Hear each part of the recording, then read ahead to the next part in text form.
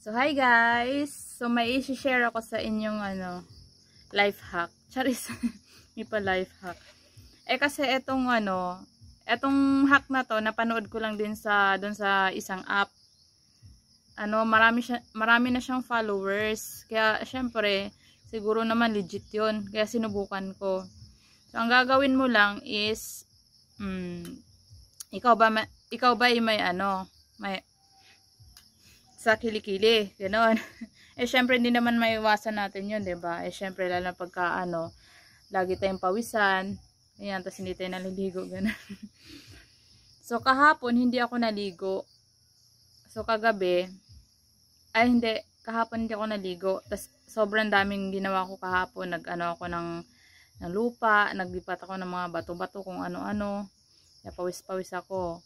Hindi ako naligo kahapon, 'di ba? So kinagabihan, bago ako matulog, nagkuskus ako ng bulak sa, syempre alam mo na, kilikili.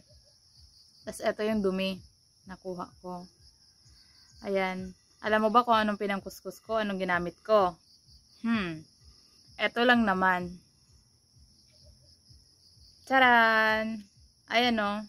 'Di ba? Ano siya? Ethyl alcohol, Green Cross, 70% solution. Ayan. So, alcohol. Pwede pala ipangkuskus sa kilikili. My God. Hindi pa siya mahapdi, me. Hindi siya mahapdi. Tapos, sobrang nakaka-amaze yung result niya. Kasi pang 2 nights ko pa lang kagabi. Pero ngayon, pawis na pawis ako. Pero my God. Wala talaga, me. Wala talagang amoy. Yung amoy niya lang is yung yung amoy ng damit mo. Syempre, sobrang luma na ng damit. Kahit anong laba mo, pag pinawisan ka, may amoy talaga na, 'di ba? Naiiwan na parang, alam mo na, kalumaan ng damit. Pero sa kilikili, me, trust me, wala talaga, me.